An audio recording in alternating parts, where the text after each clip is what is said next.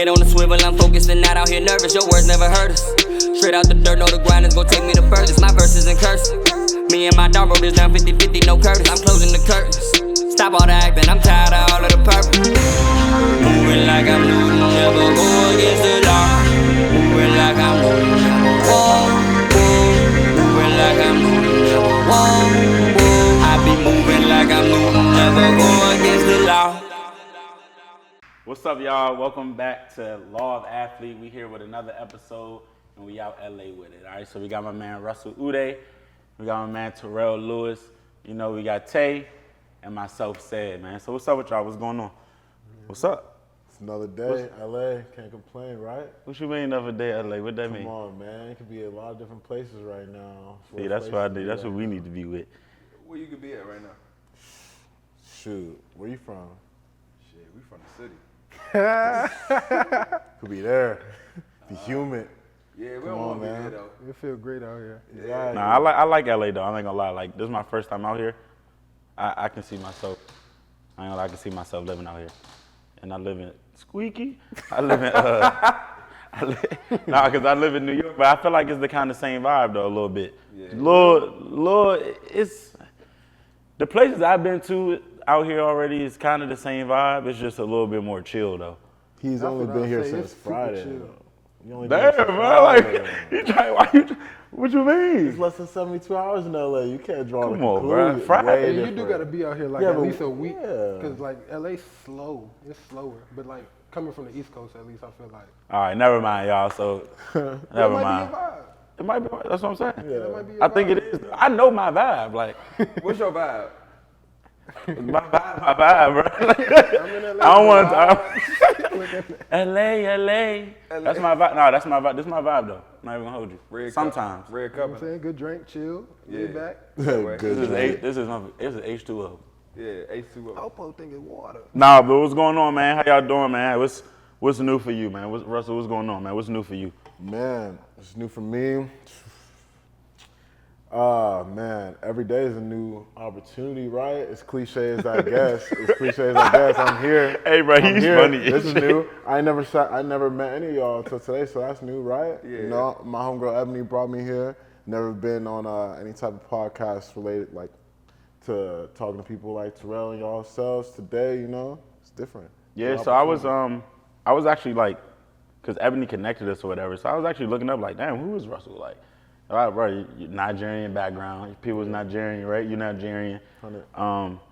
But you've been moving around a lot. Like, I don't know, you from Atlanta, but was living in London, then moved to, I don't know, all these places. So just tell us a little bit about that, though. Yeah, so I was born in Jersey just to be a citizen, but my parents are like fully Nigerian, live there right now. Grew up in Atlanta because my pops was working for Coca-Cola. You know, it's very much an Atlanta-based company. And then he got his MBA at Emory. But yeah, man, I'm a bit of a citizen of the world. Atlanta's definitely home, but went and played football at UC Berkeley. Started there 2015, graduated 2019, and been in LA ever since. Okay. Yeah. And then I heard you be like modeling. You're an actor. I heard you're an actor, a model. Yeah, man of many facets. Yeah, like I don't know about designer. all Nah, that. bro, nah. Don't we try to lie now? Nah, we put all that cap What now. you be doing? I mean, you talking about is the vibes out here. I designed this shirt. You know, I like work on projects. I just applied to business school. Okay. With the intention of becoming somebody that's like Donald Glover, like Virgil. Like I put that in my business school applications. Like they put their names in there because that's what I've always aspired to be. Like Virgil studied architecture and didn't necessarily use that to be an architect. He just kind of like leveraged those skills to kind of just jug and make his own vision something that was bigger. That's hard. That's what's up. And then you got my man T. Lou, Man, shit, man. DC native. What else? DC. Nah, what's up, though, bro? DC native, bro. Like, you know, talk about your background. You know, Yeah, please. we've been knowing you forever, so you know, you talk. Tay know me since I was like a stick. That's what they damn near used to call me in He was a elementary stick. school. Like a stick. I was skinny as hell. So just coming from there, y'all know me like you know the type of environment that we kind of grew up in, kind of being around such a competitive atmosphere, whether it be basketball, football. So like, I feel like that shit carried over a lot to where I'm at today. But like, the crib, you know, that shit mean everything. Where we from, like. Fact. Nah, that's That's fact. tough. My man, he came a long way, y'all. He was playing basketball at first. Mm-hmm. You was some ass. You played basketball? Yeah, I was like a motherfucker. Yeah, he got No, like that Super was your good. number one No, sport? I wouldn't say that was my number one sport, Damn, but yeah. I knew everybody from basketball. Like everybody knew So me. who did you play with? Hooping? Yeah. And I played with a lot of teams from Takeover, Emory, What? PG. I played with PG Metro Steelers when I was younger. I played with LA Hawks with little Trey Jordan. Oh, so you was really a hooper. Yeah, he was. Yeah, hooping. I was hooping for sure, but like that's where everybody kind of knew me from. But I was always playing football. I played with White Oak, won a national championship with them. Like, Don't be saying White Oak, bro. why you don't like White Oak? We Forestville. Forestville, they wanted me to play quarterback. I was Quarterback. Yeah, was a quarterback. that's why I ain't gonna play with Forestville. Ask Jabari and them. They wanted me to. Oh, you was gonna play with our They team. wanted me to play quarterback because you tall, you can see over the line. And shit. I'm like, bro, At first, I was kind of messing with it, but I'm like, bro, I'm not about to be no quarterback, bro. Like, I learned my lesson quick when I went over there. What happened? Bruh. I thought I was gonna play quarterback too. I went over there. Bro. I'm a basketball player. Let's get that straight. I went over there to play quarterback. Right. First of all, the defense, they had endless linebackers, linemen, Jabari, Aaron, Cam, Justice, all them, Lamont. Right. Bro, them niggas hit hard, bro. Right. I'm over there. I drop back. I get sacked. I went to the coach. Say, yeah, I'm gonna go to receiver. I started playing receiver. but you on offense, you still gonna get hit. Paul. Nah, but Whoa. Go across No the bullshit. middle. That's how I already paused it, bro. You can't even do that. you can control that though. Gronk thought he was gonna do that. Let me stop. That's the worst. Hell no, we're gonna talk about that. That's We're gonna talk about that. What that felt, bro? When you hit him, fool, like he definitely cracked ribs. He cracked his rib, his lungs, all that. That's why he not playing this year. He Cracked retired. the dude ribs. Yeah, you like don't broke 4 of his remember? ribs. Ooh. I ain't gonna say I'm proud of it, but like that was definitely one of my moments where I feel like I let people know like stop playing with me. Like that's kind of was my mindset when I hit him. Like Yeah. people keep playing with me, like I'm not one of them. For real though, like So did you mean to do it? I'm not gonna say I hit. Yo, My we girl gotta be get his mad at me lawyer about on this, here like, she real be like, bro, quick. you like that's violent. Like, what if that was your son or somebody? Like, I'm like, bro, like it's football. Everybody know what they sign up for, but like on defense, I feel like you gotta have that mentality of like violence. Like we grew up watching Sean Taylor, Ray Lewis, Ed Reed. Like it's only Exactly why I it's like chose- in my head. Like, bro, like we grew up doing King of the Hill, all that type of stuff. Like, I remember that. come on, bro. But so you, I'm not gonna say I meant to do that. Like, but when you realized, did you hear it crack when you hit him? I ain't hearing nothing. I just saw his reaction. Like when it, like if you look at the play, like it almost looked like I was trying to stand over him type shit. But like, No, when you did. I ain't tried to though. Like I tackled him, and he like had rolled over and he lifted his legs, so I had no choice but to kind of like lift my legs over his, and he Like threw the ball. like the Allen Iverson joint. Kinda, but like he See, had that rolled was- over. He had rolled over and like tossed the ball. But if you saw his face, like he was like, I'm looking down on him, like, damn, bro, hurting. And then Jalen came and dapped me up strong as shit. So I'm like everybody else is turned. So I'm like, damn, I must do. Remember Bro, that damn. shit like yesterday. No, for real, that shit was crazy man, an though. unforgettable hit, Nah, it's literally. definitely unforgettable for Oh, sure. 'Cause it was man. like one of them ones where I'm like, that okay, Reggie Bush. it established myself. Yeah. Like Mike What week- Evans trying to was talk. that like? Cause I know. Was that like one of your first? What game was that? That was What week week was 3. that? That was week 3. Oh, so that was early in the season. Yeah. Okay. So would you say that was like your? I mean, you said that was kind of like your coming out moment there. I think it was more so probably my biggest moment in the league so far. Like Yeah. where everybody damn near like I would be around LA. You the guy that hit Gronk. Like For real. I'm like damn. Like Nah, bro, that was a big hit. It was crazy. But this man actually came a long way. Like from high school, remember he said you already look like a stick. this dude went to St. John's. I don't know what you was doing at St. John's on your off season. But all I know is this dude came out big as shit. And they had the audacity to put his big ass in number 1. Looking sweet too. Yeah, even hard, bigger. for real. Look like Sean first of all, Oakman. you're not literally looking like Sean Oakman in high school. So of course you're gonna get That's cool, hard. Low top cleats, like I'm. You was getting all the offers He immediately. literally passed the eye test from the Yeah, jump. for sure. First man down He the said field. low top cleats. A real football player, no, like you see number one, some low top cleats on the Sean Oakman. You like, oh no, Oh yeah, like, for sure. it's the franchise. That away. That part. Literally. I asked him, I see he had the Alabama, like the A. That wasn't for Alabama though. Shouldn't I swear to he? God it wasn't. Shouldn't But people think that, so it's like cool. What was it for? So what was it for? That's just how my tattoo artist, like the way he make So his he messed A's. up. I ain't gonna say he messed up, but like that's just how he did it. And But then what they the kinda, A was for? You ain't say. it was just like I got never a failure, always a lesson, and he blended the A in with the cloud. Say less. So Hold he up, kind of. Hold up. That's literally the Alabama That's not how I logo look. A. If that's the Alabama logo A, he messed it up. So But he he didn't. fuck you up like He that? didn't do that to be on some Alabama. I would have got it colored if it was Alabama A, but I'll go with it. Like I'll fuck with Alabama. Cool. So like being in Alabama, right? Like I mean, a lot of people don't know what it's like to come from such a high profile school. Yeah. Like go ahead talk about that experience. Man, it was cool. I feel like it kind of like got me so ready for the league because like when I first got down there, I'm like seeing you going to you meeting. It's like the Kentucky of football. So like you playing with the best players from wherever they from. Like you think, oh, I'm DC Gatorade Player of the Year, this, that, unarmed All-American.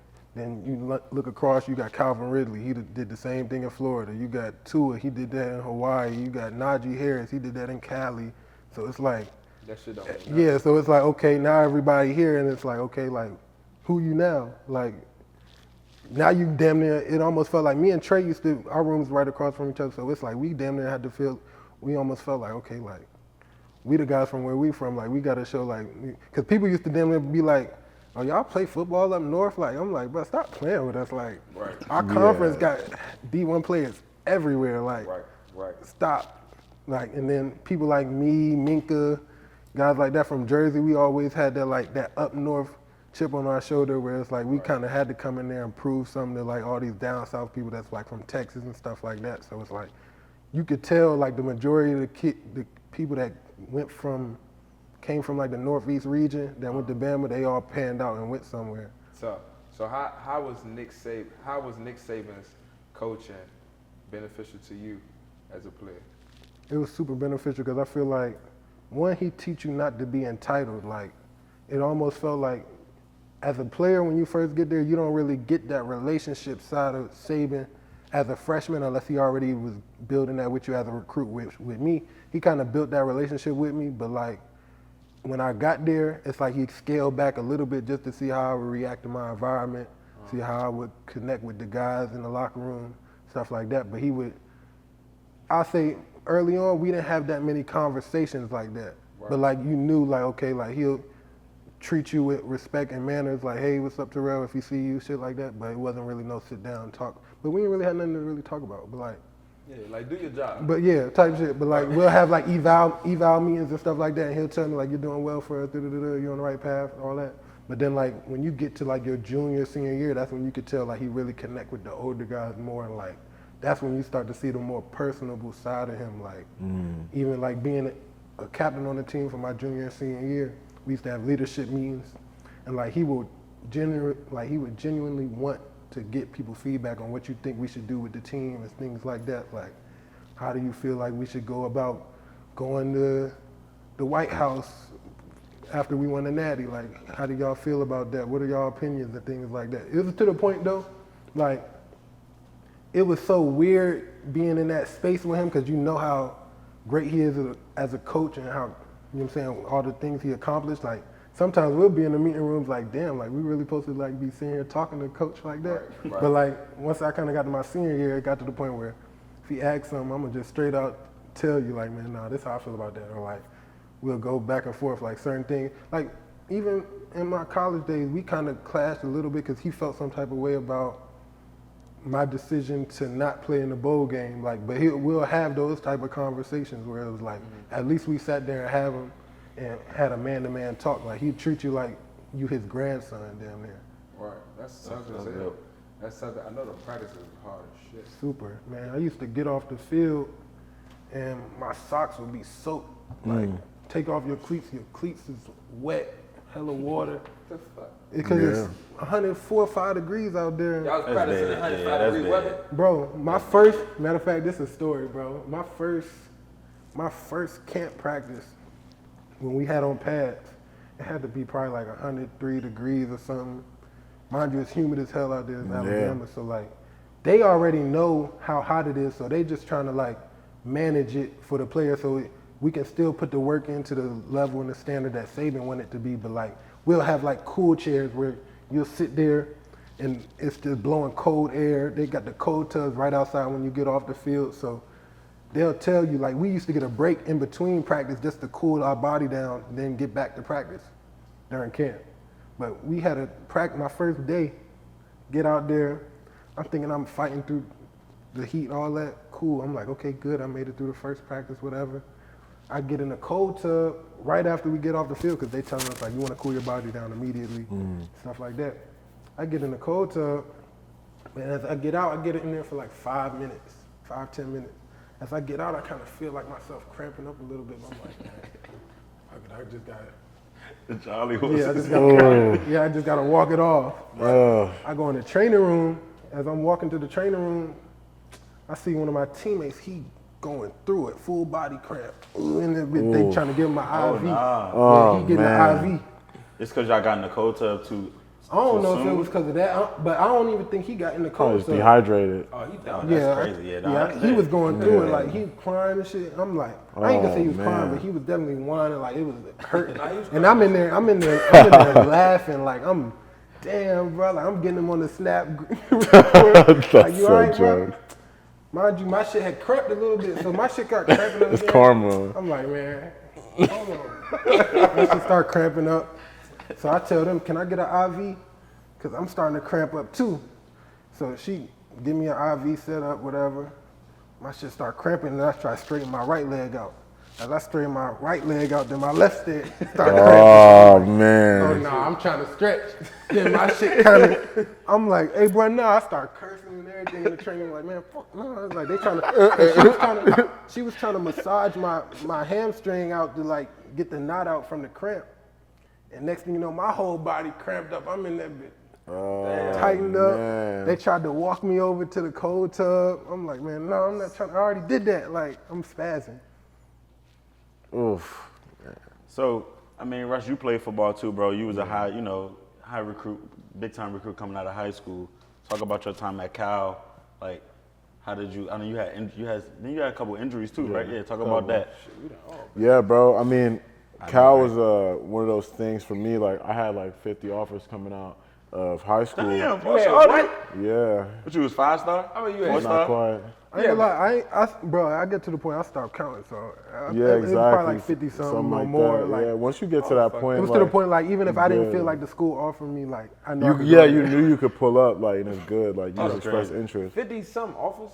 Yeah. So what made you pick Cal out of all of those? It was a 40-year decision, not a 4-year decision. Like, for real, like, they tell you that, and, like, people don't necessarily understand. Like, one of the agents that was just over here, he and I were talking about the earning life cycle of an athlete versus, like, a coach, for example. Average life cycle of a coach earning potential could be, like, 22 years. You know, average life cycle of an athlete, you know, in terms of their earning potential, maximum earning potential, you know, on average, 4 years, you know what I mean? Yeah. You could be hard too. Like he knows so many of my mutual homies that just play with him. Like, and I'm sure there's more that he knows that didn't play with him. And like, I got boys that's nice. It just doesn't work out for them. Whether it's timing, politics. We talked a little bit about that before we got on, because it's like timing. Another one of your teammates, former teammates. I don't know if you were there, but you know Alvin Kamara. Yeah, I know. Perfect example. You know, like he was at Bama, and then you know. With the Tennessee, Go to Tennessee and then bam, things just start shaking. You know, a lot of life is about timing and whatnot. So for me, you know, I think good entrepreneurs don't take risks; they mitigate them. And you know, you can't really control your body. I feel like you picked up on the fact I was a DN just from my frame and stuff. Yeah, I was a bit of a tweener coming out. I had offers from like Penn State to go play like DN, D tackle. I had offers from like, well, it's like a couple other schools wanted me to play outside linebacker. Like Miami offered me to play outside linebacker. You know, Stanford wanted me to play nose tackle. You know, so I'm like, some of y'all want me to be 230, some of y'all want me to be 280. Like, this is kind of crazy. But that was kind of where I always had been, you know, from a career standpoint. So I come into Cal, a bit of a tweener playing DN, D tackle, but I had not even realized I had a torn MCL and meniscus, like for my whole like senior year of high school. So I had to have surgery on that. Redshirted freshman year. I didn't realize until one of my teammates told me, like, Russ, you run like Bambi, because my hips were so tight, because I had all these like biomechanical issues that we didn't have the training staff to really accommodate me, even though I was just a gym rat. Like, I'm full Nigerian, like first generation. Like, it makes a big difference when you got family members who might have played the game, show you this how you're supposed to train. Right. But me, I was just like, man, I gotta make something happen. Like, people keep telling me I have potential at this sport. I'm sure if I just stay in the gym, things gonna shake for me. And it worked up to a certain point, but ultimately, like, we just kind of spoke about the value of having a great training staff when you're putting that work in. Like, if you're putting that work in, your body is going to need, you know, professional help, especially when you're training to become an elite athlete, you know, consistently. So freshman year, redshirted, recovering from some of those like body mechanics issues and surgery issues. Second year came along, I got really sick. Still to this day, don't know what happened. Lost 25 pounds 2 weeks right before training camp. Yeah, COVID. Before COVID. He said you Type, said COVID. bro. You lost 25? 25 pounds in 2 weeks. I couldn't keep down. I was in great shape too. I was killing it, running, like, I was killing the workouts, and then all of a sudden, we'd be like 6 half gassers in, which is nothing, you know what I mean? And I'd be like, what's going on? Like, cause we wore heart rate monitors, so like. Catapult? Yeah, we were catapult. So my strength coach came up to me after, he was like, oh yeah, like we've been tracking this, and like, this is not normal, like where your heart rate is going. So like, okay, like at least my coach knows I'm not like just playing. Like, yeah, like there's something wrong. So I went to the doctor, and they was like, oh, like you have like some weird enzyme levels in your liver. We're gonna have to like cut you open to see what's cracking. I did not pick up the phone and like answer any of their phone calls after that. I was like, no, I'm not going for that. As God would have it, I was straight after a couple weeks, but you know, that was year 2, kind of put me in a weird spot. You They know, about to cut your liver open? yeah, I swear, that's dead, on my man. unborn kids, that's what happened. You know, and it's like, look, He said on the unborn drink. He said on my unborn kid. on my unborn kids, put that on my first, put that on my last. Yeah, man, facts, all facts, for real. That shit was crazy. Like, I'm like, no, I'm not going for that, not at all. I'm not picking up the phone. You know, thank God everything was straight, but you know how it goes. If you're not in the mix training camp, like getting back in the mix after training camp is a tall task. So then I was year 2, year 3, whole coaching staff gets fired. And then I get switched to outside linebacker, which, you know, if I was playing like, you know, pass rush outside linebacker like Vaughn, like ideal scenario, you know, I lost 25 pounds. Huh? That was in a 4-3? We were in a 4-3 before. Exactly, it just don't make no sense, right? We were in a 4-3 before, and then we switched to a 3-4 when all our coaches got fired, right? I'm like, cool, I got a fresh start, all that, but I'm playing a new position.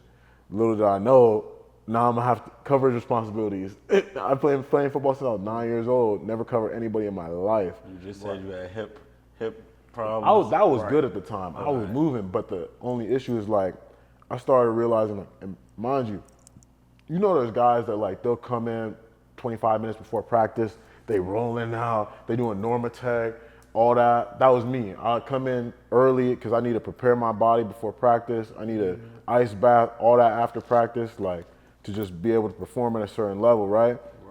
I started realizing my body not recovering as fast. Like, I used to be able to just, you know, no ice bath, go right back, I'm good. Freshman year, you know, ice bath, I'm good. Sophomore year, start rolling around, I'm like, okay, I'm still kind of, yeah. The junior year coming around, I'm like, bro, practice not even over. I'm hurting. Like, this is crazy. You know, it's probably also because I'm doing more coverage stuff. It's moving around a little differently in practice. But yeah, man, you know, I had a back spasm in the middle of the spring game my second semester junior year. And this is right when Noah Spence for the Pittsburgh Steelers had got this, like, he got paralyzed in the game. like from the waist down. I seen that and it tripped me out. I had a friend that was in one of my classes, play rugby. He got paralyzed from the neck down, my homie Robert. So I'm ever aware of like, bro, like the unexpected could happen quickly and it's just a game, you know what I mean? Like that's why it was a 40-year decision. And in the spring game, I had a back spasm, and for a couple of seconds, I couldn't like get up. I was like, nah, this is not it. Damn. And like, I was like, nah, this is not it. And mind you, I'm at UC Berkeley, right? UC Berkeley, a different type of academic institution. Even though I had opportunities, my first SEC offer was like Mississippi State, knowing damn well I'm not finna go to Mississippi State, even though like that's a football school type, you know? I went to Berkeley because, you know, the Haas School of Business, where I went to get my business degree, is got a crazy alumni base, especially, I'm not from out here, but I always wanted to live in Cali, so might as well tap in with the upper echelon of society. And I had this mentor, thank God for him, corporate finance professor, his name's Steve Etter, shout out to Steve. He told me one day when I was telling him, I was like, man, Steve, like, my body's not recovering right, you know, I don't like, again, I'll say it again, good entrepreneurs don't take risks, they mitigate them. You know, everything about life when it comes to decision making is based on probability, right? And I saw within a certain degree of confidence that like getting to my desired point in the NFL wasn't looking probable enough to where I feel comfortable with versus being a Berkeley business student. You know, my man Steve Etter told me, he's like, look, at a certain point you gotta stop relying on your body to make you money and make you successful and rely on your mind. And I was like, man, I need to stop being scared, like nut up. Like I'm a hustler. Like, you know, the people that inspired me, like they didn't like I'm Nigerian, I'm full Nigerian. So like anybody that has Nigerian homies kind of knows like, you know, it's always about thinking about your business, thinking about the books, thinking about just like being an owner, not a player, you know what I mean? And there's benefits to just being who God made you to be, right? And I feel like we all have a plethora of talents. You kind of alluded to some of the things I've been fortunate to dip my hands into here and there. Yeah. You know, and I feel blessed to have been able to be at a place like Berkeley that is really well-rounded and eclectic. You know, people study political science, highest level. Kamala Harris, vice president, went to Berkeley. Think what you want, you know what I mean? But she credentialed, period. You know what I mean? Secretary of the Treasury went to Berkeley. These are types of people where it's like, man, like, if these are the type of people that like were at where I'm at, you know, co-founder of Apple went to Berkeley, you know what I mean? Like, why not me?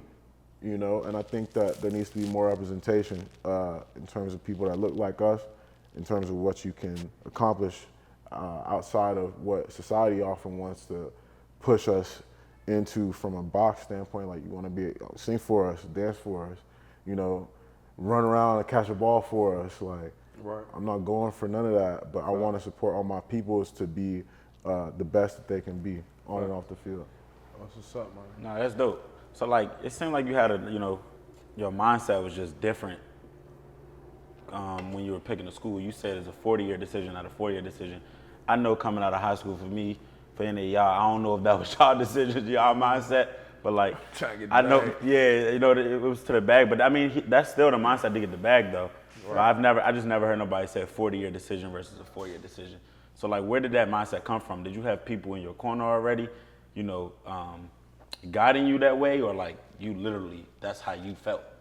Well, I definitely have to give credit where credit is due because, you know, my family, we had just kind of, like my brother went to Wharton Business School undergrad and played football for a year at UPenn. Wharton Business School is the #1 business school in the world. You know, my sister is at Barnard University, it's a Columbia sister school. So I come from a family where education was always put at a premium. Okay. I definitely can speak for Nigerian culture as a whole to attest to the fact that, like, you know, our culture values that heavily. We're the #1 represented minority group at Harvard Business School. Mm-hmm. And I think that, you know, is a microcosm of larger themes that persist in the community. That's dope. That's dope. What was your decision behind going to Alabama? I mean, it had to do with like seeing way past football too, but like not on that type of deal. Like it kind of had to deal with like, one, just knowing like, okay, the best players go here. So like, I want to be around the best to know like, okay, I know I could go to the league because I played at Alabama. So like, even just talking to the coach, Coach Saban, like you look at the statistics, like, oh, out of every other school, it might be like 1% of people that make it to the league, but like 8% of people that graduate in their class go to the league or at least make a team or be on the practice squad or something. So I'm like, I know if I go here, I'm gonna have an opportunity to play in the NFL. But like I knew going to Alabama, I was gonna have a major opportunity to go to the NFL. But then on top of that, like he was saying, like knowing that it's past just football, I always had that in the back of my head too. So I would always I was committed to Ohio State at first, and that was kind of like just because of the fact that one, I knew that their brand was so big nationwide. And then I kind of felt the same way about Alabama, where it's like they fan base will carry you, or you know what I'm saying, they fan base hold weight, knowing that, oh, you were part of a dynasty, that whole weight, like, oh, I played with Nick Saban, I have a relationship, a strong relationship, I could pick him up and call him right now, like, that holds weight. So like, just knowing that, okay, I'm going to a university that, one, they had a pretty good business school too, so I went into, at first I was thinking about doing like architecture, engineering, but I'm like, man, no, that's too much school. Like, Man, hell yeah. So when I got there, I'm like, nah, I'm gonna actually just try to do business marketing. And when I started doing that, I'm like, mind you, I wasn't really, like, I've never been too big of a fan of school. Like, I always had good grades, went to St. John, stuff like that, but like, it was always overrated to me. So like, I went to college with the mindset of football and then like what school could do for me, but it was really just, okay, when I go to business and business marketing, I want to go to those classes and pick what I want from them and then try to use that to how I'm going to apply it to my life. So it's like I would pick classes 100%. knowing like, okay, this is how I can use this in real life. Because a lot of that I feel like, bro, I'm going to class and we still doing Algebra 2, Algebra 1 again for the first 2 years. It's like, I'm glad I don't pay for school. But like, Bro, 100%. Nah, for sure. Man, what? Now, be real, right? What was your recruitment process like? Don't cap now. what you mean? Cap about what? What you expecting? The pre-NIL era. What are you expecting? It's the second time you should call his lawyer. Hey, to look, the no, show. right? Nah, Put them in situations. Say no. Because you know how it been situations like, you know, Reggie Bush and them. you know, they get the under the table, you know what I'm saying? They make it the T. Lou, he's I sweating. don't really know about the money stuff. Like I feel like I was very taken care of in itself. Like as far as like when I went on visit, I don't know. For real. Because I was riding Uber Black to the stadium. Man, he was riding the Ubers before they was Ubers. Yeah. Like, they made sure that I didn't want for nothing when I was on a visit, for sure. And then like, it was certain schools, like I know like when I was getting recruited, like Ole Miss had went down, and I remember I had a lot of my teammates that went to Bama with me, we was all on the same visit at Ole Miss for like our official. Like they was telling us like, we know y'all hear about the allegations and things like that, and trust me, we're gonna be fine, like this, that, and the third. Next thing you know, like the next week they got suspended or banned. Yeah, that would have threw me off, even bringing that up. Like, Why you bring that up? Then you lied though. We beat Ole Miss every time we played them, so. But they that's was nice. man. I'm talking about because Hugh Freeze and them, they was taking care of people. Like, what I know people that could say, man, like, I needed a PS4 for my little brother, this, that, and the third. Okay, bet we got you. Like, So if the NIL, if you was a part of the NIL, what you think you probably would have got coming out of high school, coming out of high school? Don't even lie. I don't know. I feel like if I was coming out of high school and NIL was out, I probably went to Maryland. Off the strength of just Under Armour I know and me why. That going makes to a St. lot of John's. sense. I would have probably went to Maryland, and that shit would have probably went crazy. Oh yeah.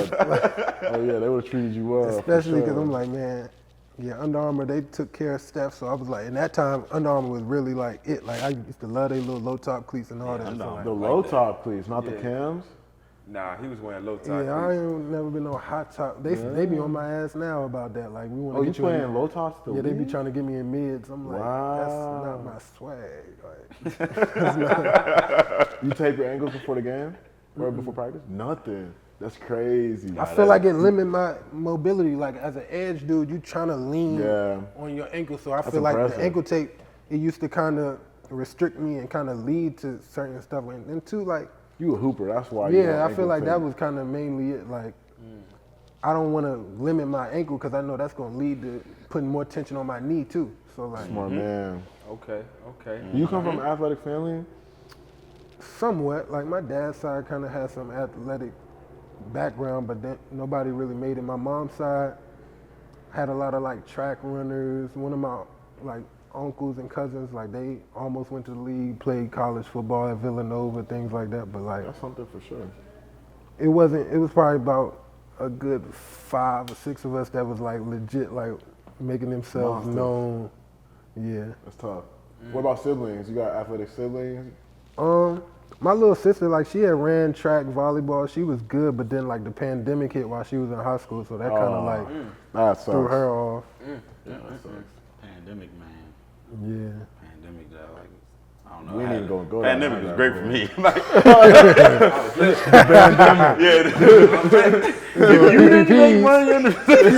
It was a pandemic. It was a pandemic. nah, I'm just saying, like for training, it was good for me, pandemic. bro, because more people start coming to the gym. That's what I'm talking about. I don't know about nothing else, but that's what I mean. It was amazing. It was great. I feel it. But speaking about money, bro, how was wealth management for you during the pandemic? Look, man. Because I know that was like, I mean, that was an important time, bro. Like, Yeah, you know, people was out of 100%. work, so. I'll use a few terms and I'll explain the terms as I use them, right? So there's this index called the VIX, V-I-X. It's the volatility index. And this index, you can think about like an index as a measurement of market conditions. So like there's the S&P 500, which is an index that generally speaks to the health of the United States stock market, right? Right. So this VIX index speaks to the level of volatility or like basically chaos, if you will, with the United States economy. It had never been higher. It was actually the most chaotic time. Global GDP, like the entire like global economy shrunk by 1/3.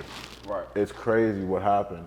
But what I'll say, and this is, it sounds simple, it sounds cheeky or whatever, but fact of the matter is, you know, sharks eat when there's blood in the water. And like the 2020 year, more billionaires like were made than ever before. There was crazy returns for people who had investable capital on hand and liquid investable capitals on hand. And if you had, you know, liquid investable capital, you could go scoop up, say, like, think about, we all was talking about like the drip. You know, I like the drip. I got that chrome on me right now. But You talking about? Nah, go ahead, show me. no, we ain't even gotta do all that. We ain't even gotta do all that. They know how I to don't mean the way you I mean, go start? chrome with his all right, own. you want to, like people gallery. Go ahead. Man, I got the Mason Mihara Yasuhiro's on. That's that Japanese team. You get me? Yeah, I got the chrome jeans on me. I designed this. Good drip. You know, Syndicate one of none. You know, got to bring your ideas to life. Something light, little chrome. Yeah, Slim. I'm talking about Slap business. You talking about slime business? I ain't on none of Oh, that. look, y'all Nah. They ain't about to be running out of that. Yeah, Man, this is you putting that on. Centrado socks. Shout out to my man Remo. Habibi dunks. Some little Saint sweats. You a sneakerhead. Tell them about your Yeah, sneaker I'm a collection. What are sneakerhead. your I got- prized sneakers? Most prized sneaker. Most prized sneakers. That's hard. Little no future shirt. No future. What that mean? Oh no, I got this. They just, I've seen that I before, bought the though. shoes, and then the person that owns Zeros or Melrose, he just be blessing me with shirts. I come show him love, he show me love. So what? Yeah. But That's that. Ever since college. That's that NFL life, right? man, What you talking about? NIL. Yeah, man. That's all right. most prized sneaker, that's hard, bro. I feel like every new sneaker, I feel like when I get a new sneaker, like all my shoes are light. Like if I get them, I really want them. So like That's the newest hard. sneaker I get, I'm like, damn. That's the these thing are about hard. sneakerheads Like, I just got some be throwing me Unions. off. I'm like, damn, these hard. Then I got some Marnie slippers. I ain't even been looking at the Unions lately. Like, What's Union? Oh wait, yeah, the fours or the Union, ones. Dunks. I got, Oh, Union I got the Dunks. Union fours too, the pink ones and the Guava got joints. the- Yeah, guava joint yeah, and yeah. I got the gray ones, the gray, blue, and green like- joints. The they fours. like beiges too. Yeah, I got yeah. those too. And then I got the Union Dunks. They like some purple and white Dunks. I haven't seen those yet. Look at your man. You just, I don't know. What's up with you, bro? I was just listening. What you got on? You be dripped out too, Tay. I'm supporting. You know what I'm saying? I'm supporting black businesses. That's what I'm on. You know What you got on? My man Campaign Weight, you know, shout out to my man. You trying to And then sign? I I don't know what's going on with y'all three, man. All this slime stuff. We've been in the South too I'm much. from Atlanta, but I ain't on no Alright. slimy movement stuff, slimy tennis. I'm gonna just throw out some lingo from time to time, Thugs and say then slime the can be lingo gonna Atlanta. change next month, whatever. What it Hey, stands but for? hold the hell up. Back to my motherfucking drip. Yeah, put them people on. I love that I energy. don't think everybody's messing with it. Like that, bro. Hold on. Now I got on my water boys from the hood hat on. First of all, I'm gonna go ahead and give y'all a background story on how I got this hat. I almost got robbed. I'm playing with you. I'm playing with you. So Waterboy from Atlanta. Water boys, that's my dogs right there. Bang, bang. So look, you know, I'm at the Trap Museum, right? Walk out the Trap Museum. He's like, yo, you trying to support black businesses? I'm like, damn, do I really want to support black businesses? But I was like, you know what? I may have to go ahead and do this because he may have to go ahead. He might try to take it from me. So I'm like, you know what? I'm going to go ahead and support my man. Boom. He's like, man, yeah, man, I need you to go ahead and support, man, because they locking me up now for selling waters. I'm like, damn, you get locked up for selling water? I'm like, dog, they locking y'all for selling water? He's like, yeah, so I got to sell t-shirts and hats now. So I'm like, all right, bet. So I'm going. I'm like, how much is it? He's like, man, $20. I'm like, you take cash out? He's like, yeah. I'm like, all right. What hat you got? He's like, man, I only got this one. I'm like, man, this shit look like it was warm. You know what I'm saying? But I had to buy this drink because this drink got like tough. So, you know, shout out to the water boys. You know bro names? Nah. He had on the table. And then, you know, I had to look at it. I was like, dang, they water this drink? Man, yeah, I put that drink Rice on. in your hair or something. You know? still tapped in with bro? Or you just You got the hat, got it right. Yeah, because I already knew I was going to wear the hat on the show. That was in your mind walking out. I was like, you know what? I'm going to support this young man, and I'm going to put this hat on the show, and boom. I like that. You know what I'm saying? Water boys in the hood. That way, man. Talk to him. That way. Yeah. That's jokes. Shut up. All y'all see, y'all always want to wear all this designer shit. This the problem. This is why NFL players and everybody go broke, because everybody want to wear designer shit. Look, here's I the got on Hanes drawers right now. I designed this, so it's all about curating the whole thing. What you supposed to wear my shit? What you supposed to wear with that shit? You don't wear it with no Hanes. You wear this with that shit. No hang. Nothing wrong with that. Nothing wrong with that. The t-shirt. Yeah, whatever. You don't like the white tees. There's nothing wrong with white. I think it's what's in you, not what's on you. It doesn't matter. Like at the end of the day, like, you know, for me, my mom's a fashion designer, so I grew up with like models getting fitted in my basement for like my mom's runway shows and stuff like that. So I come from a background that's like heavily, you know, a dichotomy of creative minds and like analytical minds. So I feel like, especially a place like Atlanta, like I don't know how much time y'all spent in there, but especially being like Nigerian, it's very like people try to put you in a box like, oh, you have to be this way, dress a certain type of way. Now Atlanta, like, dudes is way more flyer because we got some cooler stores out there, but people did not know how to dress. You either dress like one way, like you really I ain't gonna lie, it's crazy down there, baggy t-shirt. Look at how Gunna dressed. Look at how Gunna dressed. I love Gunna, by the way, but you know what I'm saying? They don't know. They don't be knowing. They from Atlanta, right? Yeah. I ain't gonna lie, the videos should be crazy. No, but you ain't seen She Loves Michi. You know She Loves Michi, all them? Like them. What, the dancing dude? Yeah. That's that culture right there. Michi and Y'all be putting it on. You know? Oh, yeah. No, but you gotta get wavy with it. Like A$AP Rocky, how he start, like, you know how dudes, we was talking about Harlem earlier. Yeah. You know, like something like A$AP Rocky, he used to be like, oh, these Harlem dudes dress a certain type of way. Me and my A$AP guys, we dress like this. They didn't rock with us, and now we're on, so now they want to dress like us. That's me. That's like, they fly. Yeah. I think, honestly, New York dudes, I think they champ. New York is definitely the best dressed place. He would not let you sleep and say that, bro. Like, Bruh. you feel like Harlem is like Bro, the mecca of fashion. I truly believe that, like, I mean, like, the first person I started looking at, like, when it came to, like, fashion and stuff was Wale. What? Yeah, bro, Wale was one of them ones, bro. That's a meme moment right there. That's a memeable moment right there. Not now. I'm talking about coming up at first, like 20, 2000, like, I don't know, when I was in middle school, I think Wale was like the first one, to be honest. All right. And Kanye. All right. Kanye with the pink polo, you know where you put that Gotta from. be You know where you got Kanye. that from too. Where you get that from? Don't say See? Wale. Pink polos? Yeah. You ain't know that? Nah. Yeah, he came to picks the his city, drink started wearing up. polos. No, Kanye was living in Silver Spring, wasn't he? Something like that. I just His think father he- from Maryland. I saw that in his little on the documentary. documentary. Oh, yeah. I mean, so Say he less. probably get his information. Yeah, all right. Okay. That's all right, Slim. That's all right, Slim. That's all right, Slim. Jokes. Nah, y'all crazy, man. But nah, back to this manager money stuff. Though, 'cause y'all really crazy. But nah, It's back really to- him, to be It's honest. him, right? More, how so? But started he be it off, talking that you- shit too, but he ain't get to it for real, like how he usually do. It's all right though. Shit, what I need to talk shit about? A lot of shit. Don't give me MO. Nah, but back to the managing money, man. So you work with athletes, right? You work with all different kind of people. You are an athlete. What are some of the like mistakes y'all think? Both of y'all think that athletes make? I guess coming into the league, getting their first check, or just like thinking about how to invest their money or manage their money over time. Even better question. I want to start with you. What mistakes have you made with your money being in the NFL right now? And I know you made at least one. You probably like, damn, I probably shouldn't have bought I that. don't think I really made that many mistakes. I'm real strategic with how I spend my money. Like, I've been that way since like college, I feel like. Because I was taken care of in college. So like, I understood how money, you know what I'm saying? At first, while you're in college, you like, okay, this is not my bread. Like, I can maneuver how I want to maneuver. But like, when you get to the league, you like, okay, like, this is mine now. Like, this shit could stop right now, and this shit gonna be cut off, and I gotta figure out how I'm gonna move from that point on. Like, I'll say, with the jewelry and shit, like, I feel like I did jewelry like in college, like, went bust down Cartier skeleton.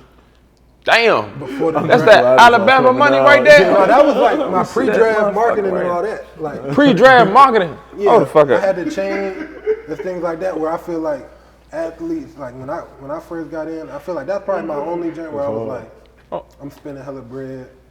How much money did you spend, Terrell? Damn, what you said? Accounting now? Type shit. Terrell, It probably like about 35,000. total. The Cuban was probably like 23, then the Penny was like 12.5. I feel like I'm the dude on Snapchat. Yo, what's your drip? How much your drip? Boom, boom. 1,000%. Yeah, I feel like I'm one of them dudes right now. Yeah, and then the watch was probably like But that was pre-draft, so it don't even count.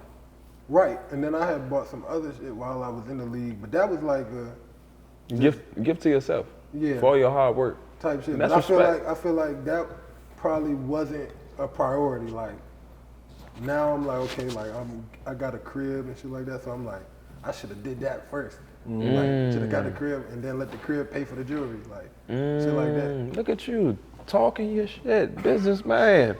Look at you. Bro, he's I know. Sicer. Right, he will amp you the whole time. First of all, I knew your big head ass had a brain, okay?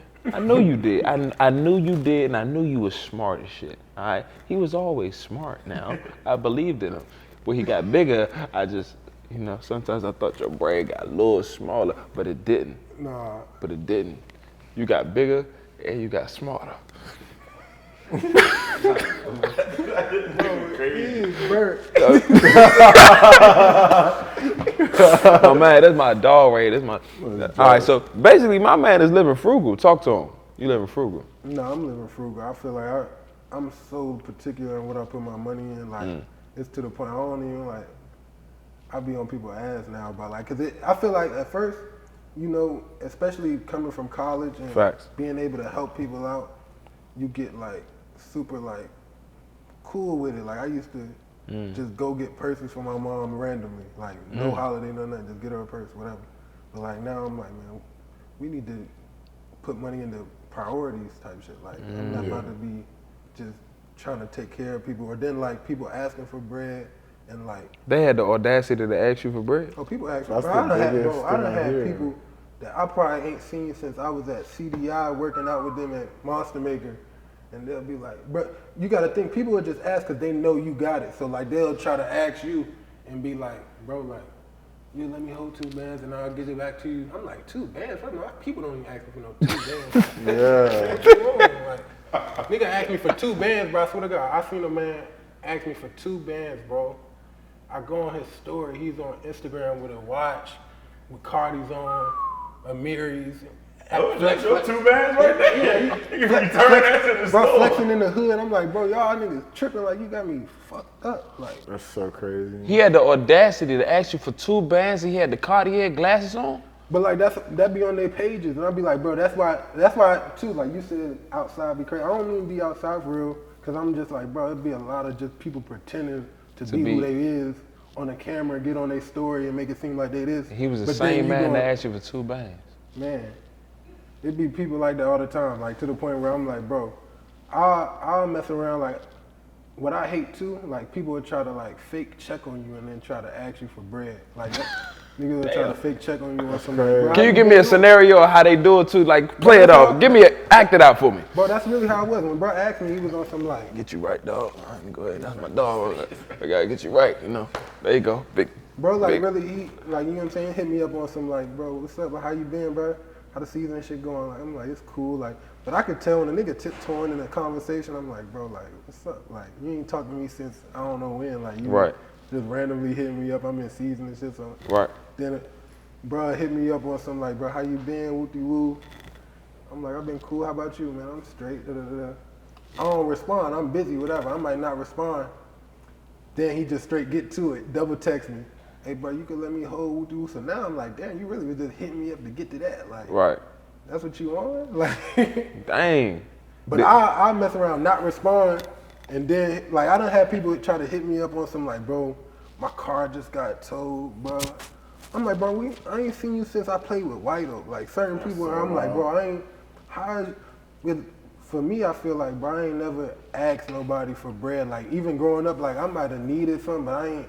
Especially, I'm not reaching out to nobody I'm not even that close with. Like, you ain't never been to my crib. You ain't never been inside my house with my mother, my grandmother, nobody. Like, you. Facts. How can you feel that comfortable to ask a man for bread like that? Like, that would be throwing me off. I'd be like, where's your head at to where you can just freely just be like, hey, bro. Let me get $3,796. Bro, you never been in my house, bro. How can you be like, hey, bro, yeah, let me hold 2 bands and I'll give it to you next week? Like, what? And then on top of that, I'm like, how you feel like I'm just gonna trust you to give me the bread back? Like, it was a couple times where I done gave people bread off the strength of like I showed love to them, whatever. And I'm like, man, fuck it, I'm good right now. Like, fuck it, I charge it to the game. Like, that's taxes, whatever. Like, but then it'd be a couple times where I start realizing, like, bro, niggas will tell me, oh, I'm gonna give it back to you then. Then Tuesday come. Yeah, bro. Like, bro acting like he don't know it's Tuesday. Like, like, bro. But if I address you on some like how I would address it. No, you go, you straight.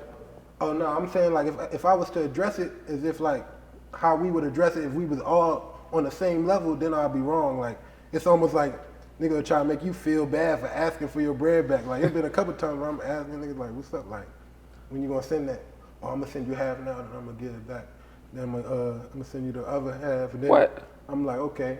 So it got to the point where I'm like, I'm not sending nobody no bread unless I feel comfortable with losing it and not expecting it back. Yeah. And then 2, like, I gotta really fuck with you, or I gotta know what it's going towards. Like, motherfucker try to make me feel bad for asking where the money going towards. I'm like, bro, you asking me for my bread. So Like, brutal. And on your side of it, like, where do you feel like, you know, people make mistakes? I mean, mistakes happen every day. There's a really good book I think everybody should read called Atomic Habits. It just talks about just how like all we are really is a sum of like all of our daily habits and stuff like that.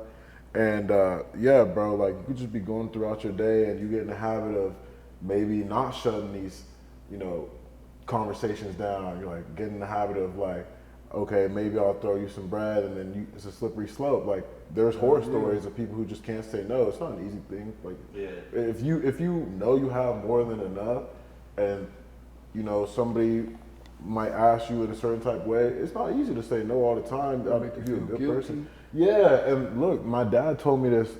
Like, he told me this early on. He was like, I never really loan people any money anymore. I just give it to them because I've lost too many friends that way, is what it told me. Because like it just goes south so many times. There's nothing wrong with asking what your money's going towards if like it is a loan. You know what I mean? Like if it's a loan, like most loans have interest terms, you know what I mean? And if it's a business loan, like I might want some sort of ROI on that, you know? Like those are the types of conversations you should entertain if you ask me as but like seldom you entertain them. You know, that's why LeBron has like a Maverick Carter, you know what I mean, to help him curate his business. You know, I was thinking about this literally today. Somebody told me this saying. To him it was cliche, but I hadn't heard it before. He's like, there's a difference between working in your business versus working on your business. You know, and like you right now, you're working in the business of being a professional athlete, right? But you, at the same time, are working on your investment business because you have like your advisor who's part of your investment team. Like he could be like the chief operations officer. He could even be considered like the chief executive officer of Tlu's investment company, right? And you're the board member, you know what I mean? You're the premier stakeholder. So yeah, bro, I think people get it wrong because they don't have the right team. You know, one question that was in my mind is like, how have your interactions across social media platforms been since like becoming, going from like high caliber high school recruit to like, you know, Alabama football player to now LA Rams player? Social media is like a crazy place. You was alluding to it, how like people have this whole life that's online that isn't really their reality, and that's part of what went into the inspiration of this shirt is like the fools don't realize they're in a simulation. Like how do you interact with social media? At this point now, like I look at it like it's fake, like to a certain extent, but like at the same time you gotta use it to help it build your brand, make you money and things like that. Like I feel like for a while, like going into the league, I feel like it helped that I majored in business marketing, but like once you get to the league, it's like life hits you, like you really start to understand it. So like I was into it a lot in college, but like when I got to the league, I was trying to relearn everything, reprogram myself to like understand how was I gonna use it to make me money. 100%. Like, I had been big, especially like throughout the draft process, like getting on Cameo, making money from like that That's type cool. of stuff, like playing games with like fans for bread, like people That's really good. on Yoke, like it's an app called Yoke where people could connect with their favorite athlete or player. That's You could play the game with them and play for like $40, play any game, 2K, Madden, Call of Duty, whatever. So ways like that to connect with your fans. So I kind of like use social media kind of in that way to like, okay, one, be able to make money off it, but also like now I feel like my biggest focus is like trying to use it to brand yourself, show up people 100%, man. your side of you, but without just football. Like I feel like initially I wasn't really always into it because I'm like, man, I'm not like I'll post certain shit, but for the most part I started looking at my posts. I'm like, damn, I'm posting hella football content, so like I can't get mad when my football content get hella likes. Yeah. So, and then too, the way social media is now, it's like super weird to me. It almost feel like everybody's shadow banned until you up. Like, so it almost feel like right now, I got so much shit that I'm ready to like put on so people can see, okay, like he's different. He's more than just football. But I know it all stems from football. Like football, your platform. So like I'm using that right now to where it's like, okay, I'm expecting a great year out of me. So like, Amen I to know that. once I handle everything on the field, go through camp, kill it, then you're gonna start seeing, oh, like he posting shit like this. Are we really living like that? Like this is not a facade. Like he really like to dress. He really like to put on shoes. He really, cause I mean, like you see glimpses of it on my page where you can see like, okay, I ain't seen those shoes, but like I had never really been all out, cause like it'd be certain times where I'm like, man, I'm not that guy yet. Like it's almost that damn near that confidence. And my teammate Obo last year, he used to get on my ass a lot, cause like he like, bro, I seen your closet, like put that shit on. But bro, I think honestly, I think it's whatever you want to do, like outside of like football, whatever, like if it's in the fashion or anything. I think it's best for players to do it now, while they playing the game, while they relevant. Because no matter what you think, like after you done playing, like you're not relevant to certain people anymore, to a majority of the people anymore. And like I think a lot of people kind of make mistakes where they wait till after they done to try to get back into the community or start doing what they doing. It's like, nah, bro, do it now. because everybody knowing you. You just say you playing the game with fans, so like if another player was trying to do something in the community, bro, do it now rather than after you retire. I think that's yeah, I just think that like, you know, whatever you're doing, bro, I think people should do it now. I know they try to wait till after because it's hard to do multiple things at once, but like being in the league or just being like that popular person is best to, you know, get your shit off now rather than wait so late. I feel that for sure, because I feel like, especially now, that's what I definitely learned. Like, I feel like my first 2 years in the league, you got to think like, since high school, I went to Alabama, far from home, then get drafted at LA, I'm far from home, so it's like, damn, I'm on a whole different time frame than everybody else that I know and love and connected with. So it's like, I used to have, my first 2 years, I was really out here, but I'm like, I don't really know nobody out here, I'm new here. So I've been there, go to work, go home, shit like that, play the game. I might connect with some fans here or there, but it's not like no true connection like that. So, but now this year, after going through the whole Super Bowl run, being around guys that like influence like how to connect, like being around Von was big to me, more so off the field than on, just because like I was seeing like how he was getting into like, he's into like YouTube, having his own vlog and shit like that, connecting with fans, keeping people updated and things like that was going on with him, or like what motion he got going on, like things like that, where I'm like, y'all still got to connect with people, because there'll get a time when you be out here and it's like you actually need to connect with more people in itself, so you can just still feel social and still feel like, you know what I'm saying, relevant to the people you love and care about. Like, I know it's hella people that love and care about me, but it's like I don't really get the time or the, you know what I'm saying, the space to really connect with them. And I'm an in-person dude, so like me not being able to talk to you or like FaceTime you and like that, it kind of like, okay, like damn, like who am I really connected with? But like after winning the Super Bowl and things like that, and then seeing my teammates that was kind of telling me like, man, you gotta go home, like do stuff, get in your community and things like that. Like since that, going through OTAs, like I had been way more active, like, okay, I'm gonna go to this camp, I'm gonna go do this with, you know what I'm saying, with Steph, with all them, like I'm gonna go outside more just to be around people that I know and I'm comfortable with, or I'm gonna capture this so I can at least like show people, okay, I'm going out the country too, like I'm doing things too, like. As long as you can just, I feel like as long as you can control it, don't let it get out of hand, and like, it just seems like you don't let social media, all that nonsense pretty much like get into your head, like you feel me? Like, as long as you can control that part and like, you know, have a good mental state, I think you can do that. Yeah, because that's what it be. It really be like kind of like trying to digest what's real from fake to the point where I just be like, man, I'm just gonna be worried about myself, and if you fuck with it, cool. If not, okay. But like certain things, I'll be like, bro, I know this person's not that. Like, and I don't want. And it's to the point where I'll be like, I want to make sure I'm not doing that. Like, no disrespect to no disrespect to that person, but I'm like, I don't want to be looking at my page like, I don't look like that type of dude. You just gotta think about capital in a multifaceted way. Like financial capital can be invested in real estate, like you bought a house. Financial capital can be invested in stocks, could be invested in a business like this, and you know, scaling this, you know, having, you know, a revenue stream like a sponsor or something like that.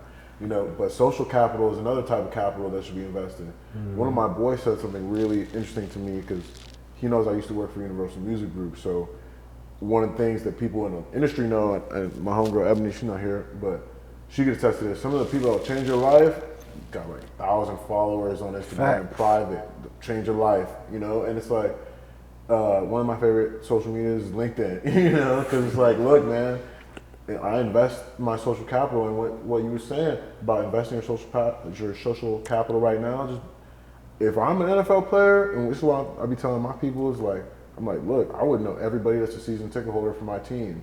We would go and get drinks. You know what I mean? Like, I would know everybody that owns a box. Like, what companies own boxes? Like, I work, you know, Merrill Lynch, Bank of America. We get boxes for most things, like Rams, Dodgers, you know, Lakers. What companies own boxes? CEOs are probably in there. You know what I mean? Yeah. Watching you, but you don't know. That's crazy, right? Like. Crazy. And one of my boys for the Dolphins told me, like he got this experience where like he just be looking like all the owners up there chilling with like all these rich people, and like he never even interacting with them, and like you'll be done with the game, and he'll just like give you a tap shoulder, like, good job, buddy. Definitely don't know your name. Facts. Why? But that's the difference. What I feel is the difference between NFL and NBA is that right there. Like, but the NFL, they don't see your face when you play, and that's Right. why it's so important for you to use your social capital strategically while you can. Because I might not know what you look like after watching you play, you know what I mean? Because you got a helmet on, but I'm like always in the game with my guys that I go to Calabasas Country Club talking about multi-million-dollar deals. I would definitely sit down with you, but you haven't hit me up. Why not? That's what I would be doing. You know what I mean? Like, it doesn't take nothing to have a like 3 30-minute phone calls every week, you know, with somebody who can really help set you up. Even if it's not like you're looking for a second career, there's some guys who have done amazing things after their football career. Like Justin Tuck works at Goldman Sachs right now as a financial wealth manager. Justin Tuck will probably make more money in his second career than he does as like a Super Bowl champion. You know what I mean? Yeah. Like, and you could set up those jugs like that. There's a guy named Wale works at UBS, running their athletes and entertainment consulting division. Played 11 years in the NFL. If you're an 11-year NFL vet, you have long cheese. Like, he told me, like, I don't need this job, you know what I mean? But he's in a second career, like, his cash flow is very steady, you know what I mean, to say the least. Right. Yeah, bro, just use your brand and don't let the simulation use you, you know? There's a lot of guys, like, you mentioned, like, obviously AB is a legend, and I've heard so many people speak about him as a person, like, within the game as being a great guy, right? But in terms of how he's used social media, it hasn't necessarily helped his brand from a business standpoint. I think many people can attest to that, right? Right. So, you know, there's people like maybe like a Juju Smith-Schuster who could probably be making more money, you know, in his second career off of his brand now than, you know, his playing career, depending on how he plays it right now, but he's well on his way. Right. See, I feel like with that brand and stuff too, though, you got to find something that fits you and comfortable with 100%. you. 'Cause, like, Authenticity is the only thing I'm not gonna ever be no TikTok dude. Like, you're not gonna. Yeah, you're not. say that, my But like, but I'll say this. I'll say I this. work out on TikTok. But look, that's what I'm saying. I'll say this. If I was on TikTok, it wouldn't be on no dancing shit. Like, So you already changed it. You said, right, that's what I'm saying. But that's what I'm saying. like, oh wait, if it was done like this, then I would do it that way. But that's what I'm Two saying. different Like, statements. I could see myself being on certain ways, but it's like it gotta fit you. Like, And that's it why could you be need on a some team. comedy shit or on some like funny shit or like acting out something or being But goofy. like, you can make that fit you though. Right. But see, look, he needs to focus on the cash cow. It's working in your business versus working on your business. Focus on the cash cow. You need to work on being the best athlete. You know what I mean? You don't have to work on being you. You're already you. You need somebody who can work on telling that story to the world, like a PR person, you know, a marketing person. You know, the second you start worrying about your brand, all that stuff, now you lost in simulation. Don't worry about that. You're lit. Your homies know you're lit. We having a dialogue right now. You be forgetting the cameras even here. We just chopping it up tight. You know what I mean? Like, whoever watches this might now resonate with something you said, resonate with your swag, resonate with your drip, whatever, and be like, I mess with this guy. I'm finna like maybe buy a jersey or like you release an NFT or something. Like maybe I'll buy the NFT or like, you know, maybe you partner up with a clothing brand or something, and they're like, I like what he putting on. I'm gonna wear that because it's time to wear that. You know what I'm saying? Yeah. That's how it goes. Nah, that's dope. Nah, that's a fact though. You starting it now. So it's all about My boy connecting. Ashton Davis, you probably don't know him, but he's hard. He got drafted 4th round to the Jets at corner. He and I played in college together. He loves gaming. He's never been a social media type of guy, bro. For real. Be Like, on he don't Twitch. Go for that. Yeah, it's just streaming on Twitch. See, and I've been trying to. Interacting. I gotta get my It's camera always set up something for that. you. You just have to find a team that's gonna help you just set it up so you're not working in that. Because you need to work in the shit that is making you bread. You know, find a team that's gonna help you work on other things. You know, you be out. It's not like you don't have time. You be out. You be lit. You be vibing. You like, oh, I was in DR. I was in. Man, I ain't gonna lie. I could be out way more than what I be out. Like people be believe it. I people believe be it. on my ass. Like You know some of my friends. We talk about some of my friends. You know how some of my friends cut up. Yeah. like it was a whole lot of celebrations that people was like, man, you not put like they'll call me, where you at, man? I'm in the bed. Like, bro, you bullshitting again. Like you. Like it's to the point sometimes people wouldn't even ask me to come out. Like they'll be like, Keep I'm like, that damn, way. you ain't gonna hit me. Like, bro, you be spinning us. Like you say you gonna come and then you be like, Bro, you're not even getting dressed, bro. It's gonna serve you well, bro. Especially in Cali, I feel like something gotta really move me to go out here, cause like I feel like I done been out here to a certain extent to the point where it's like it don't really move me. It shit not really exciting to me. Like I feel like I go out and I'll get out there and I'll be like, man, I should have stayed home. Like That's one of the this things I wasn't like really about meant- Cali versus New York, though. It's like New York, you're going outside. Oh, Like it's not like you're gonna stay. That's what it's dangerous. It's impossible to not go out. Yeah, I be telling myself, exactly. look, I'm staying in here. I'm doing this Bro, and this and you're this. going out if you're in New York. 11 o'clock come. Where you at, bro? But see, it's probably closer to and more accessible. Closer. That's why. It's the drive for me. Like The drive be crazy. for me, it's like, bro, I'm not about to No, get that's up, deep. put on my clothes to drive 30 minutes, 35 minutes at least, and then drive all the way back home. Like some people would be cool with that. Early too. Yeah, Why stuff don't you in Uber, early. bro?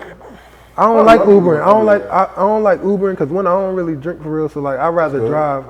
I feel more safer just driving When you're in myself, control. and I feel like I could just leave when I feel like leaving. Like something could throw me off, boom, I'm out. Like Hey man, all I gotta say is that Uber driver hit you with do. Call your lawyer, man. It's up. thank them people. You trying? You trying? It's over with.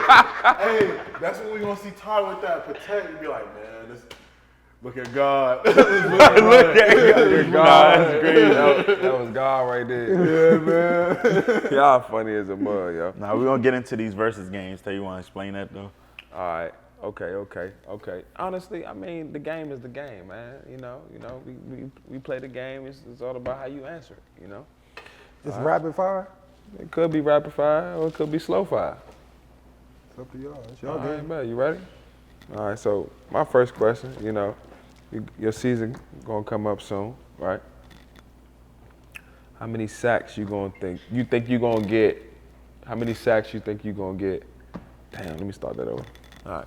It's not that hard to ask the question. I know. How many sacks would you think you'll get in the first 6 games? All right. Yeah. First 6. Yeah. Yeah, how many sacks you think you hold? Let me go ahead and fix your chain right here, man. Get you right. Straight. Yeah, there you go. Get you right. I really want to get the All diamond right. test. Yeah, there you go. You like the BBs look cloudy, boy. Nah, I ain't gonna do it. Go ahead. All right, know my man authentic. But how many sacks you think you gonna get First in the first 6 games? Total. total, I feel like I could get. I ain't gonna lie, I'm aiming to try to get a sack each game. So like, I feel like I could get 5 to 6, 4 to 6. All right, so 4 to 6 sacks. First 6 games. Because you gotta think, my first 6 games, people not even everybody been over on the Von hype and things like that. So everybody think we lost somebody. We got Leonard Floyd on the opposite side. You got Aaron Donald. They gonna be focused on them. I'ma just here I am. Let me get in here right quick. I'll take that. Let me get that. Excuse me. Okay. All right, that's what's up. Bro, Okay. question. There's a lot of nuances with NFL contracts. And if you gotta cut me off. let me No, know. go ahead. No, go do There's your a lot of thing. nuances with NFL contracts, like with the incentives-based contracts sometimes. Like, I heard this one story, Travis Kelce was once like 3 yards short of like over 6-figure payday or something like that.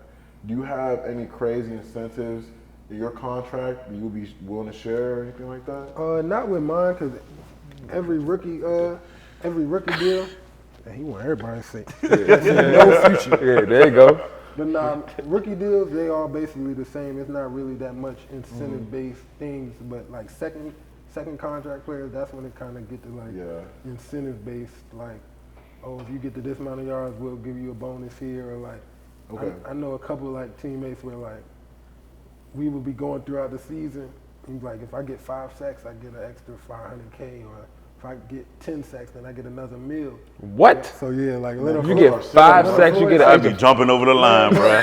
I swear to God, like, I'd be Leonard cheap Floyd, like hell. when I say we used to be on the sideline, fam, my rookie year, he had got 10 sacks.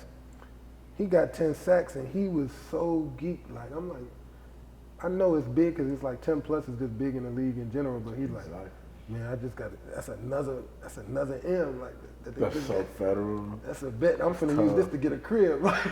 He like I just did this to get Middle a crib. of the game? But last year he finished with 9.5, so he was sick. Oh, because he ain't.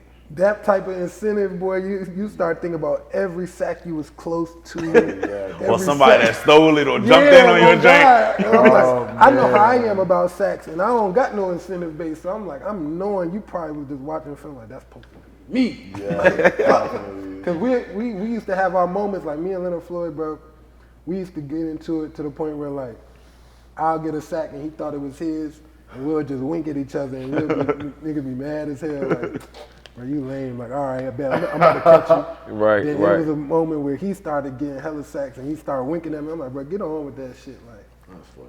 Okay. And then I got one more. It's about basketball though. You watch basketball, right? Yeah. All right. You think you can answer this too. You think the Celtics are going to go back to the finals? I hope so. Me and JB, Jalen Brown went to college together. Okay. He's from Atlanta too, so I'm supporting my man. So that's your team? No, I'm from Atlanta, so it just sucks because Trae Young's gotten hurt like 2 years in a row, like in the playoffs. Yeah. So, yeah. Don't worry, he's gonna be healthy this season. Don't worry. Okay. He's gonna be healthy this See him season. in the playoffs. Okay, so then I got one more. Do you think Odell will get re-signed this upcoming season to the LA Rams? They are dumb.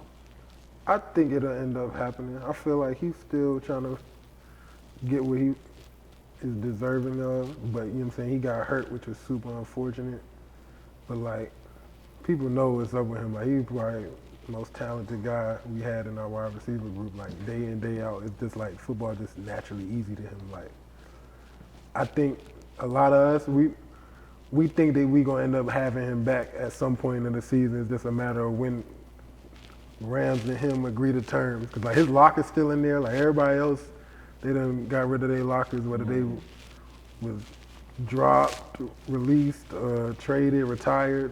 Like his locker's still right there on U-Block. So They not dumb, bro. That's a big thing. yeah, If your locker's still there? If your locker's that's still there, big. that's a big thing. Cause like I done seen where people you get to the facility and they tell you, yo, like we about to release you. We need your iPad and your charger. Take the charger too? The charger. Not the Chargers. The charger with the block. And the box.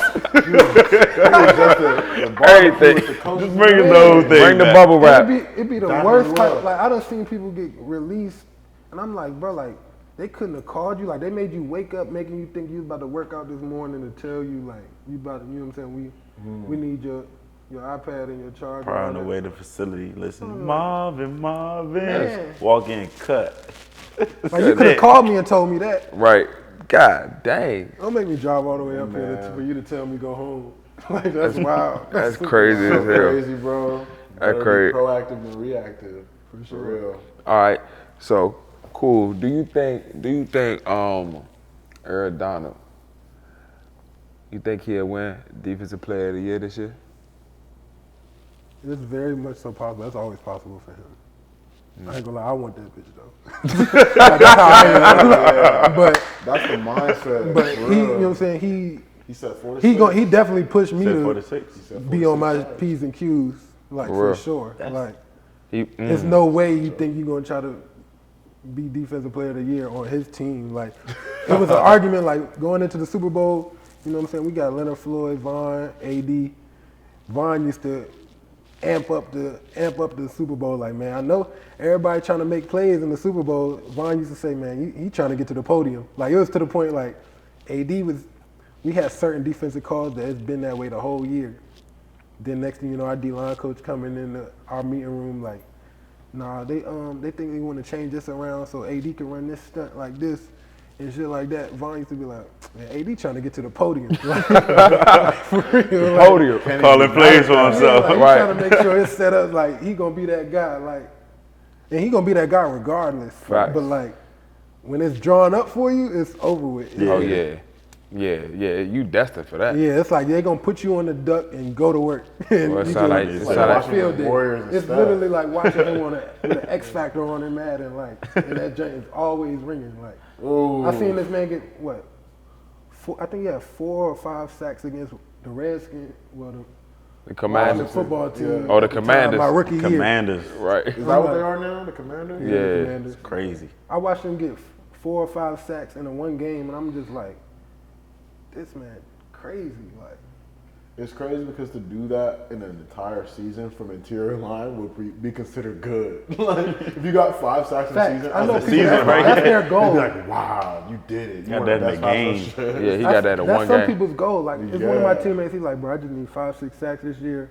Stuff to You'll run. re-sign, I'm gonna for be 80. sure. I'm gonna get 80 mil. AD To get that in the getting game, 5 bro, sacks in one game, bro. Like, That's so ridiculous, bro. Goodness. Week gracious. 1. Who's the best offensive lineman you ever been against? Trent Williams. Wow, you said that so fast. Because like it was a lot of O-linemen, I feel like it's not really that much of a like.